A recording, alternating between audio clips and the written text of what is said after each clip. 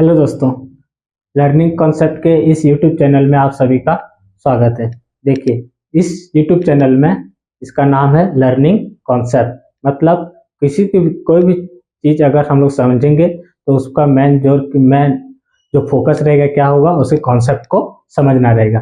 ठीक है जी। ठीक, तो आइए आज हम शुरुआत करते हैं। विज्ञान साइंस का एक बहुत ही आधारभूत, ठीक है, आधारभूत और बेसिक चीज है। ठीक है, उस जिसका नाम है, उस टॉपिक का नाम है पदार्थ। ठीक है, मैटर और स्टेट ऑफ मैटर, मतलब पदार्थ और पदार्थ की अवस्था।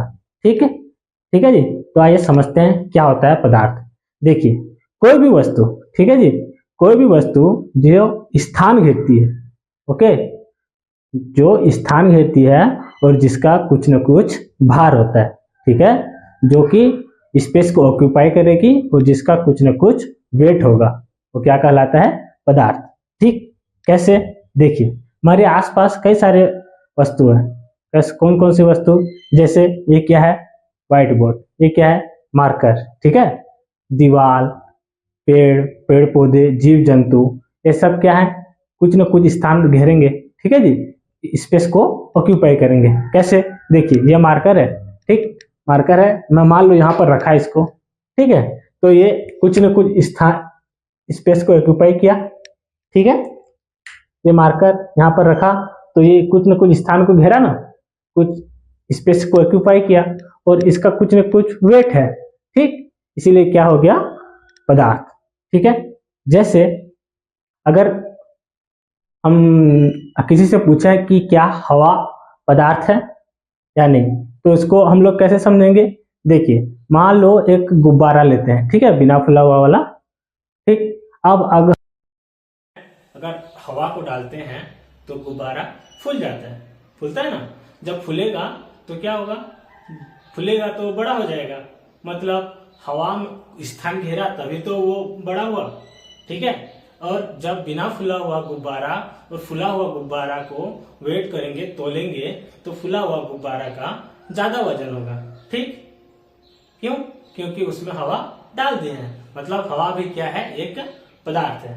ठीक है, तो हमारे आसपास जितने भी वस्तुएं दिखाई देती हैं सब क्या होंगे?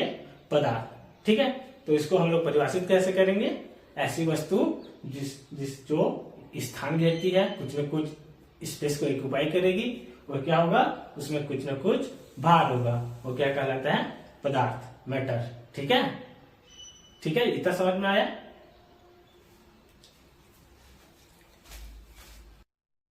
आइए अब हम जानते हैं पदार्थ की अवस्थाएं कितने होती है। ठीक है जी, स्टेट ऑफ मैटर। हमने पदार्थ को समझ लिया, पदार्थ की परिभाषा जान लिया, क्या होता है पदार्थ। अब पदार्थ की अवस्थाएं देखते हैं। ठीक, किन किन अवस्थाओं में पदार्थ पाया जाता है? ठीक, तो देखिए, सामान्यतः पदार्थ जो है सामान्य रूप से तीन प्रकार से होते हैं। कौन कौन से? एक होता है ठोस, सॉलिड, द्रव, लिक्विड और गैस। ये सामान्य रूप से तीन प्रकार से पाए जाते हैं, लेकिन दो विशिष्ट अवस्थाएं होती है पदार्थ की। कौन कौन सी? एक होती है प्लाज्मा और दूसरा होती है Bose-Einstein condenser.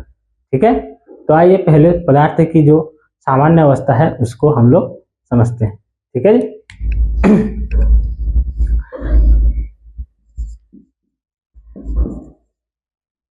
State of matter.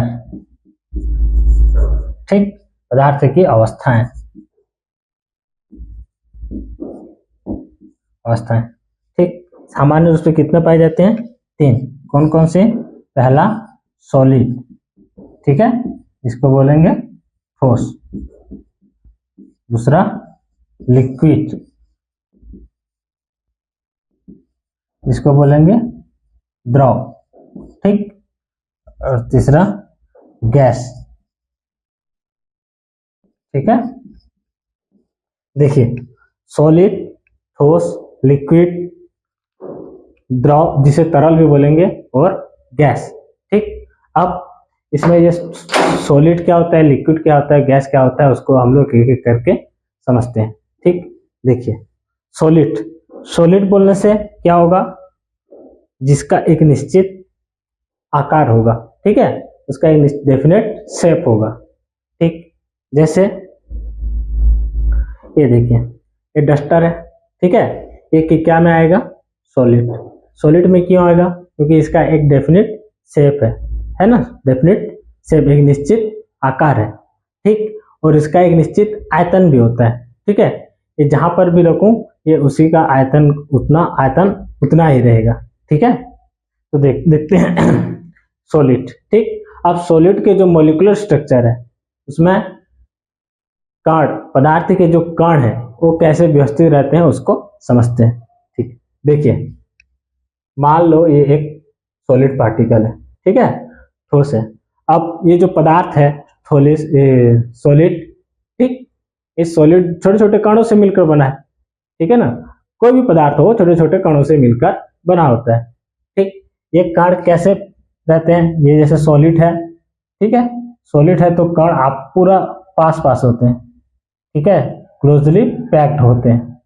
ये देखिए इनके बीच में इंटरमोलिकुलर स्पेस नहीं पाया जाता, देखिए कितने पास पास है, इनके बीच में गैप नहीं पाया जाता है, ठीक है जी।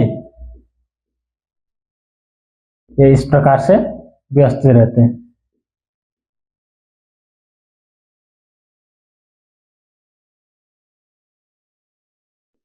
ठीक, देखिए कैसे क्लोजली पैक्ड है, ये जो कण है, ठीक है, सॉलिड के जो कण है, ठीक है, ये पास पास रहते हैं। अब देखो ये कण जब पास पास हैं, ठीक, तो कण क्या होता है, कण की एक उसका एक प्रॉपर्टीज होता है, ठीक है, उसको हम लोग थोड़ी देर में समझते हैं कि कण की क्या क्या मूलभूत प्रॉपर्टी होती है, ओके। तो देखिए ये सॉलिड है, सॉलिड के जो कण है, ठीक, एक कण एकदम पास पास रहते हैं, ठीक, तो क्या होगा, ये कण को आकर्षित करेगा, इनके बीच में अट्रैक्शन फोर्स लगता है, ठीक है, ऐसे क्लोजली पैक्ड रहते हैं और अट्रैक्ट किए रहते हैं, ठीक। तो क्या होता है, सब कण एक दूसरे को अट्रैक्ट करेंगे, जैसे ये कण इसको ये अट्रैक्ट करेगा, इसको ये, इस प्रकार से सॉलिड के जो कण है वो एकदम पास पास रहते हैं, क्लोजली पैक्ड, ठीक। क्लोजली पैक्ड होने का कारण क्या होता है, ये क्लोजली पैक्ड हो जाते हैं, इसीलिए इसका एक डेफिनिट शेप होता है, एक कण एक दूसरे से छोड़कर दूर नहीं जा पाते, इसीलिए उसका एक डेफिनिट, एक निश्चित आकार होता है, ठीक है जी। क्या होता है, निश्चित आकार और निश्चित आयतन,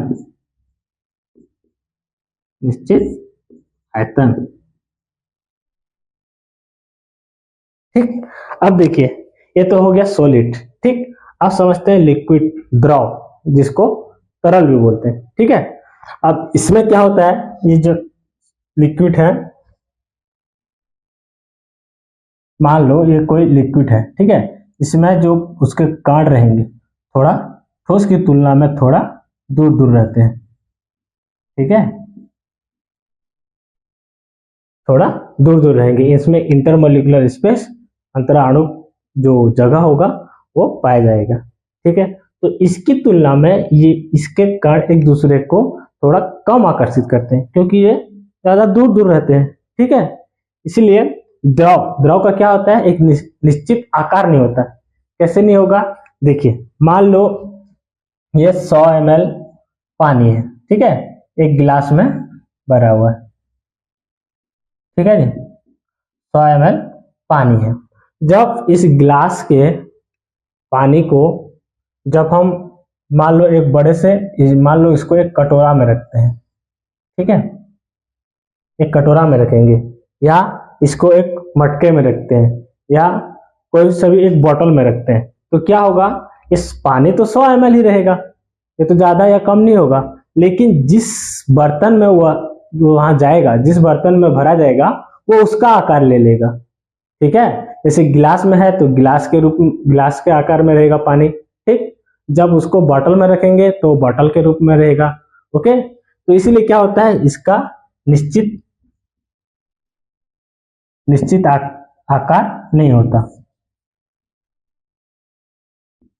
निश्चित आकार नहीं होता। अब इसका आयतन निश्चित रहता है, क्यों, देखिए 100 ml पानी जो है उसका आयतन 100 ml है, ठीक है। ये 100 ml चाहे हम लोग कहीं पर भी रखें, चाहे बोतल में रखें, चाहे किसी कटोरा में रखें, या चाहे किसी दूसरे बर्तन में रखें तो ये 100 ml 100 ml ही रहेगा, ठीक है। इसलिए इसका निश्चित आयतन होता है, ठीक। ओके, समझ गए। अब देखिए तीसरा स्टेट क्या है, तीसरी अवस्था गैस।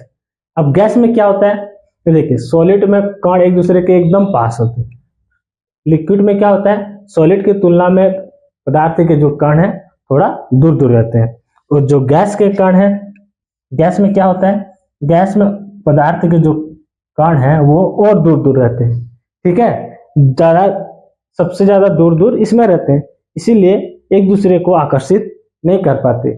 जब एक दूसरे को आकर्षित नहीं कर पाते तो ये गैस हमेशा फैलता रहता है, ठीक है। तो इसका क्या होगा, जब गैस के कण एक दूसरे को आकर्षित नहीं कर रहे हैं तो इसलिए इसका आकार और आयतन दोनों अनिश्चित होता है, निश्चित नहीं होता है। क्योंकि आयतन कैसे निश्चित नहीं होगा, मान लो किसी एक बॉटल में, ठीक है, उसको पैक करके गैस को रखें, ठीक। जब उसको खोलेंगे तो क्योंकि उस गैस में पदार्थ के जो कण हैं वो एक दूसरे को तो अट्रैक्ट करते नहीं, बहुत कम करते हैं, इसलिए जो गैस के पार्टिकल हैं वो फैल जाएंगे, ठीक है जी। इसलिए उसमें तो इसका आकार और आयतन दोनों निश्चित नहीं होता, ठीक। अब देखिए क्वेश्चन बनाएगा, क्वेश्चन कैसे बनाएगा, सॉलिड, लिक्विड और गैस के संदर्भ में पदार्थ के कणों की व्याख्या क्या है, ठीक है। क्या है मतलब से एक ऑप्शन देगा, उस ऑप्शन में ऐसे जमाएगा जैसे पदार्थ के जो कण है सबसे पास पास सॉलिड में, फिर लिक्विड में, फिर गैस में। जितने पास होंगे उतने ज्यादा इंटरमोलिकुलर फोर्स होगा, ठीक है, उतना ज्यादा आकर्षण बल होगा। तो सबसे ज्यादा आकर्षण बल किसमें होगा, सॉलिड में, उसके बाद लिक्विड में और सबसे कम गैस में, ठीक है। ये तीनों समझ में आया। पदार्थ की सामान्य तीन अवस्थाएं तो सामान्य रूप से पाई जाएंगी, ठीक है, जो कमरे के टेम्परेचर में ही पाए जाएंगे, ठीक। अब समझते हैं पदार्थ की विशिष्ट अवस्था, ठीक है, स्पेशल स्टेट, ठीक। ये पदार्थ की विशिष्ट अवस्था दो प्रकार की होती है, दो अवस्थाओं में पाया जाता है। कौन कौन सी? पहला होता है प्लाज्मा, ठीक है, क्या पहला होता है प्लाज्मा,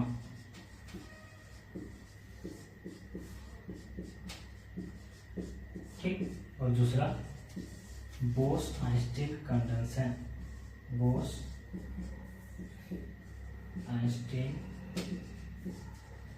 कंडेंसर, ठीक, इसको शॉर्ट में बोलते हैं BEC, ठीक। अब देखिए प्लाज्मा पदार्थ की जो स्पेशल अवस्था है, ठीक, एक कैसी होती है, ठीक है। देखिए जब आदर्श गैस बोलने से हीलियम, नियॉन, आर्गन, इन गैसों को जब बहुत ज्यादा गर्म किया जाता है, ठीक है, बहुत ज्यादा ऊर्जा मिलता है, बहुत ज्यादा ताप मिलता है, तो ये गैस कैसे हो जाती है, आयनीकृत हो जाती है, ठीक है जी। ये आयनीकृत होने के बाद एक रोशनी पैदा करती है, ठीक है, लाइट पैदा करती है, इसी को बोलते हैं प्लाज्मा अवस्था, ठीक।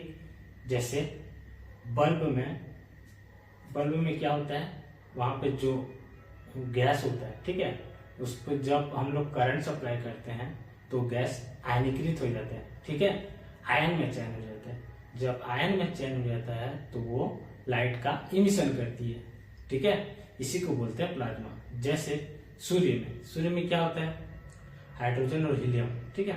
हीलियम गैस कैसे होती है, हीलियम गैस बहुत ही अत्यधिक ताप होने के कारण वो आयनाइज्ड हो जाती है, ठीक है, आयनीकृत हो जाती है और प्रकाश का इमिशन करती है, प्रकाश का उत्सर्जन करती है। इसी अवस्था को बोलते हैं प्लाज्मा अवस्था, ठीक है। ये बहुत ज्यादा टेम्परेचर पर होगा, ठीक है, हाईली टेम्परेचर, ठीक। जबकि बोस-आइंस्टीन कंडेंसर, देखिए इसका नाम देखिए, बोस-आइंस्टीन कंडेंसर, ठीक। देखिए क्या हुआ सन 1920 में, ठीक है, सत्येंद्र नाथ बोस, ठीक, एक भारतीय साइंटिस्ट सत्येंद्र नाथ बोस ने पदार्थ की एक पांचवी अवस्था की गणना की थी, ठीक है, जिसे आइंस्टीन साहब ने, अल्बर्ट आइंस्टीन ने उसकी अवस्था को पता लगाया, ठीक है। उसकी जो भविष्यवाणी की आइंस्टीन ने, इस बोस के आधार पर आइंस्टीन ने पदार्थ की पांचवी अवस्था की कल्पना की थी, ठीक। और उस कल्पना में जो पदार्थ का जो जिस अवस्था की कल्पना की उसी को बोलते हैं बोस आइंस्टीन कंडेंसर। अभी कैसी होती है, देखिए, ये हाईली टेम्परेचर पर हो रहा था, ठीक है। अब ये क्या होता है, ये लो टेम्परेचर पर, ठीक है, low temperature, okay. Low temperature, कितना लो टेम्परेचर, देखिए, जो गैस का नॉर्मल डेंसिटी होता है उससे 1,00,000 गुना कम, ठीक है, मतलब उसके 1,00,000वें भाग का जो घनत्व होगा, उस घनत्व पर वायु का जो घनत्व होगा, उस पर जब तापमान को अत्यधिक कम किया जाता है तो बीईसी स्टेट प्राप्त होती है, ठीक है। अरे यार, आइए अब समझते हैं पदार्थ की विशिष्ट अवस्था, ठीक है। पदार्थ की विशिष्ट अवस्था बोलने से जो सामान्य रूम टेम्परेचर पर नहीं पाई जाती, इसको प्राप्त करने के लिए एक स्पेशल इन्वायरमेंट क्रिएट करना पड़ेगा, इसीलिए इसको बोलते हैं स्पेशल स्टेट, ठीक है। तो स्पेशल स्टेट में क्या क्या होगा, पहला प्लाज्मा और दूसरा बोस आइंस्टीन कंडेंसर, इसको शॉर्ट में बोलेंगे BEC। अब समझते हैं प्लाज्मा क्या होता है, ठीक। देखिए, जब नोबल गैस बोलने से जो पेरियोडिक टेबल के 18वें ग्रुप में आते हैं, ठीक है। इसमें कौन कौन सी गैस आती हैं, जैसे हो गया हीलियम, हो गया नियान, हो गया आर्गन। जब इन गैसों को हाई टेम्परेचर पर, ठीक है, हाई टेम्परेचर पर अत्यधिक ऊर्जा देके गर्म किया जाता है, ठीक, तो ये आयनीकृत हो जाती है, ठीक है।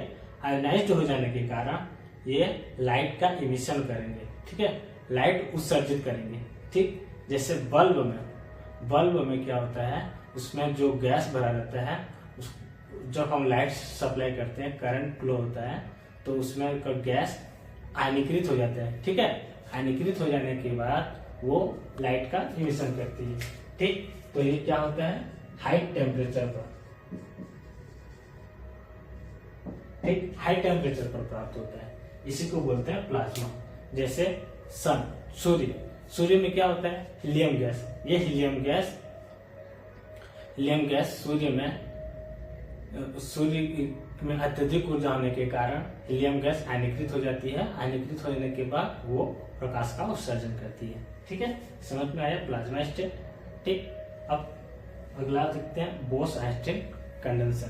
क्या हुआ, सन 1920 में एक भारतीय साइंटिस्ट थे सत्येंद्र नाथ बोस, उन्होंने पदार्थ की पांचवी अवस्था की कुछ गणनाएं की थी, ठीक है। इन्हीं गणनाओं के आधार पर अल्बर्ट आइंस्टीन ने क्या किया, एक भविष्यवाणी की पदार्थ की ऐसी अवस्था हो सकती है, ठीक है। तो इसीलिए इन दोनों के नाम के आधार पर बोस आइंस्टीन कंडेंसर दिया गया, ठीक।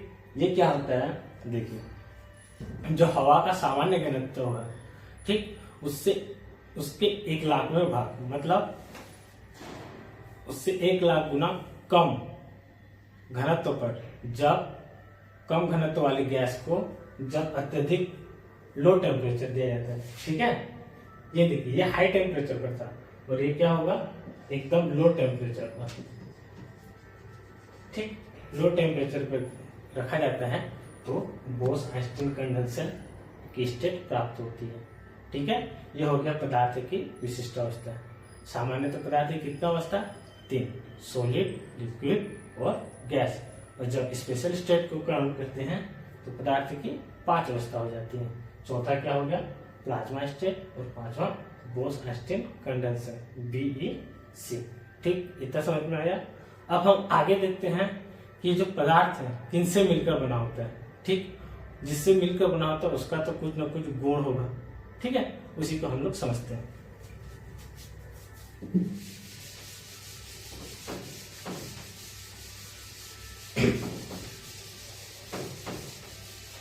देखिए हर एक पदार्थ चाहे वो सॉलिड हो, लिक्विड हो या गैस हो, कोई सा भी पदार्थ हो, वो छोटे छोटे कणों से मिलकर बना होता है।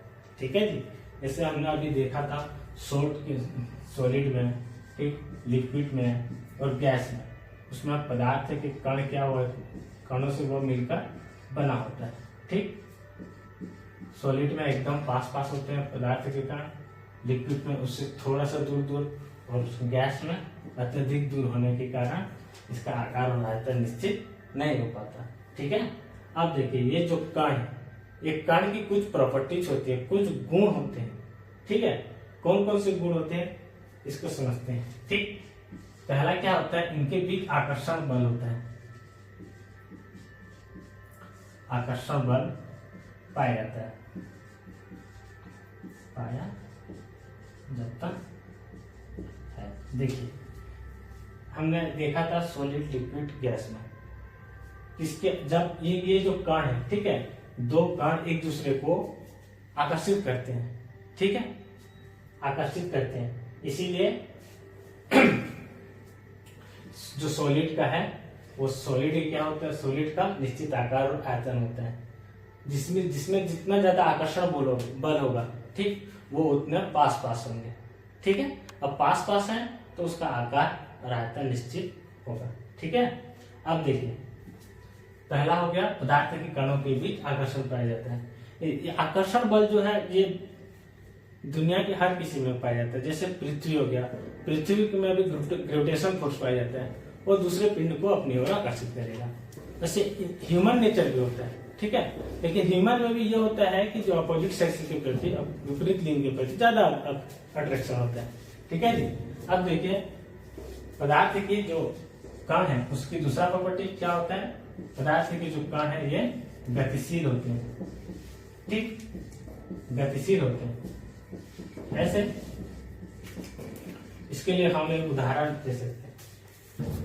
देखिए जब किसी कमरे में, ठीक है, अगरबत्ती दिलाया जाता है, कमरे के मान लो किसी कोने में अगरबत्ती दिलाएंगे, तो अगरबत्ती की जो खुशबू है, ठीक है, उसका जो सेंट है पूरे कमरे में फैल जाता है।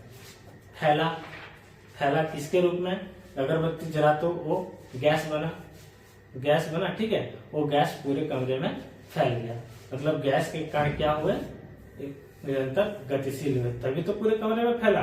ठीक है, इसीलिए क्या हो, जो कण है उसमें कौन सी प्रॉपर्टीज पाई जाती है, उसमें कण गतिशील होते हैं। ठीक, अब तीसरा समझते हैं। तीसरा कौन सा गुण होगा, कणों के बीच में रिक्त स्थान होता है। कणों के बीच रिक्त स्थान होता है।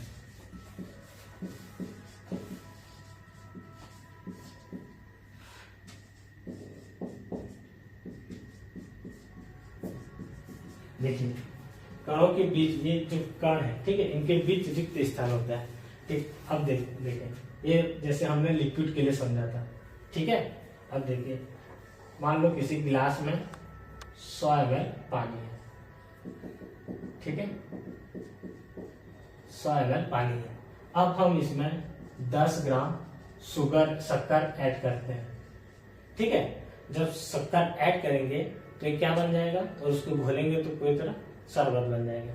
ठीक, लेकिन देखिए गिलास में पहले पानी का स्तर कहाँ तक था, यहाँ तक था, लेकिन जब हम 10 ग्राम ऐड किए तो क्या उसका जो स्तर है वो बढ़ेगा, नहीं बढ़ेगा। तब तक नहीं बढ़ेगा जब तक वह पूरी रूप से संतृप्त ना हो जाए। ठीक है, संतृप्त होने के बाद जब उसमें और ज्यादा डालेंगे शक्कर, ठीक, तब उसका लेयर बढ़ेगा। ठीक, अब ये देखिए ये प्रारंभिक स्तर भी यही था, और जब उसको शक्कर डाल दे तब भी इसका जो लेयर है उसकी ऊंचाई यहाँ तक रहेगी। ठीक, ऐसा क्यों होता है, क्योंकि देखिए द्रव के जो कण है उनके बीच में क्या होता है, इंटरमोलिकुलर स्पेस पाया जाता है। ठीक है, क्या पाया जाता है, इंटरमोलिकुलर स्पेस। ठीक, अंतर आणविक स्थान। ठीक है, उस स्थान पर ये जो शक्कर के कण है वो समा जाते हैं, इसीलिए जो वाटर का जो लेवल है नहीं बढ़ता। ठीक, ये पदार्थ की जो कण है इसके मुख्यतः जो मेन प्रॉपर्टीज है ये तीनों होती है। क्या क्या? पहला आकर्षण बल होता है, दूसरा कण गतिशील निरंतर रूप से गतिशील होते हैं, और तीसरा क्या होता है, इन कणों के बीच में रिक्त स्थान होता है। ठीक, अब आगे हम लोग देखते हैं कि पदार्थ की अवस्था परिवर्तन कैसे होता है। ठीक है, कैसे सॉलिड लिक्विड में बदलेगा, लिक्विड गैस में बदलेगा। ठीक है, इसको हम लोग समझते हैं। हम समझते हैं कि जो पदार्थ की जो तीन सामान्य रूप से तीन अवस्था पाई जाते हैं, सॉलिड, लिक्विड और गैस, इनमें अवस्था परिवर्तन कैसे होता है। अवस्था परिवर्तन बोलने से क्या मतलब है? इसका मतलब ये है कि कैसे सॉलिड लिक्विड में, लिक्विड गैस में, ठीक, कैसे बदलते हैं, इसको समझते हैं। देखिए, जैसे ये सॉलिड हो गया, ठीक है, सॉलिड, ठीक, सॉलिड जब ठोस मतलब ठोस,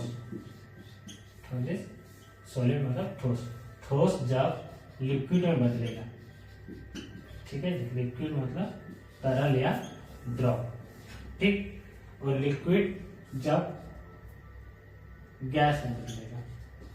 ठीक है, देखिए सॉलिड, सॉलिड में हम लोग लेते हैं, उदाहरण लेते हैं बर्फ। ठीक है, मान लो सॉलिड स्टेट में कौन सा है, बर्फ। बर्फ जब तरल द्रव में बदलेगा, ठीक है, द्रव में बदलेगा तो उसको क्या बोलते हैं, क्या द्रव में बदलने के लिए क्या करना पड़ेगा, जैसे सॉलिड है वो उसको लिक्विड में लाने के लिए उसको गर्म करना पड़ेगा। ठीक है, जब गर्म करेंगे तो सॉलिड क्या हो जाएगा, लिक्विड में बदल जाएगा, और जब लिक्विड को फिर गर्म करेंगे तो लिक्विड क्या हो जाएगा, गैस बन जाएगा।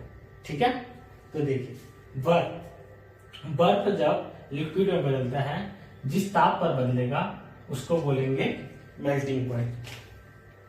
ठीक, मेल्टिंग पॉइंट, मेल्टिंग पॉइंट मतलब गलना बिंदु।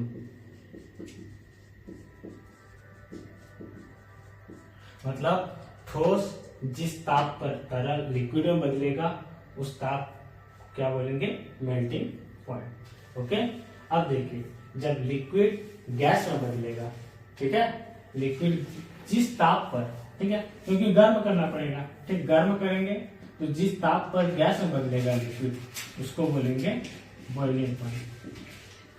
ओके, बॉइलिंग पॉइंट मतलब क्वथनांक बिंदु। ठीक है, तो कैसे देखिए, सॉलिड जिस ताप पर लिक्विड में बदलता है उसको बोलते हैं मेल्टिंग पॉइंट, गलनांक बिंदु। ओके, लेकिन जब तरल गैस में बदलता है तो उसको बोलते हैं क्वथनांक, ठीक, क्वथनांक बिंदु या बॉइलिंग पॉइंट। अब उदाहरण में समझते हैं बर्फ। बर्फ जब पिघलेगा तो क्या बनेगा, ये क्या बनेगा जी, पानी। ठीक, और जब पानी को गर्म करेंगे तो क्या बनेगा, भाप। ठीक, अब देखिए बर्फ कितने डिग्री पर पानी बनेगा, बर्फ पानी बनता है 0 अंश सेल्सियस पर। ठीक है, और पानी को कितना अंश सेंटीग्रेड गर्म करेंगे तो भाप बनेगा, जब हम इसको 100 अंश सेंटीग्रेड टेम्परेचर देंगे तो ये क्या बन जाएगा, भाप। देखिए ये पदार्थ की जो फिजिक भौतिक अवस्था है, ठीक है, भौतिक अवस्था जो ठोस, द्रव और गैस। ठीक, अब देखिए भाप को पुनः ठंडा करेंगे, ठीक, भाप को ठंडा करेंगे तो क्या बन जाएगा, पानी। ठीक, और फिर पानी को फिर ठंडा करेंगे तो क्या बन जाएगा, बर्फ। ठीक है, तो जो पदार्थ की जो भौतिक अवस्था मतलब जो सामान्य रूप से पाया जाता है। ठीक, ये भौतिक अवस्था एक दूसरे में, भौतिक अवस्था में जो परिवर्तन होता है वो कैसा होता है, अस्थायी। ठीक, मतलब एक अवस्था को दूसरे अवस्था में परिवर्तित किया जा सकता है, जैसे बर्फ को पानी में किए, पानी को गैस में किए, गैस पुनः पानी में आया और पानी को फिर ठंडा किए तो क्या बन गया, बर्फ। यह होता है पदार्थ की अवस्था में परिवर्तन। ठीक, अब देखिए जब सॉलिड से पहले गर्म करते हैं तो लिक्विड बनता है, लेकिन एक प्रोसेस होता है जिसमें सॉलिड, ठीक है, सॉलिड को गर्म करते हैं तो सीधा लिक्विड ना बन करके क्या बन जाता है, गैस, ठीक है। तो इस प्रोसेस को बोलते हैं ऊर्ध्वपातन, ठीक है, ऊर्ध्वपातन, इसको बोलेंगे सब्लिमेशन, ठीक, जिसमें ठोस को गर्म किया जाता है तो द्रव बने बिना गैस सीधे गैस में परिवर्तन होना, मतलब ठोस का सीधे गैस में परिवर्तन क्या कहलाता है, ऊर्ध्वपातन, ठीक। इसका उदाहरण क्या है, अमोनियम क्लोराइड, ठीक है जी, अमोनियम क्लोराइड। और क्या है, कपूर, ठीक है, कपूर देखिए ना, कपूर को जब गर्म करते हैं तो वो ठोस होता है, कपूर तो ठोस होता है, जब गर्म करते हैं तो वो लिक्विड में आए बिना सीधे गैस में चला जाता है, गैस अवस्था, इसीलिए इसको बोलते हैं ऊर्ध्वपातन की प्रक्रिया। और क्या होता है, नेप्थेलिन,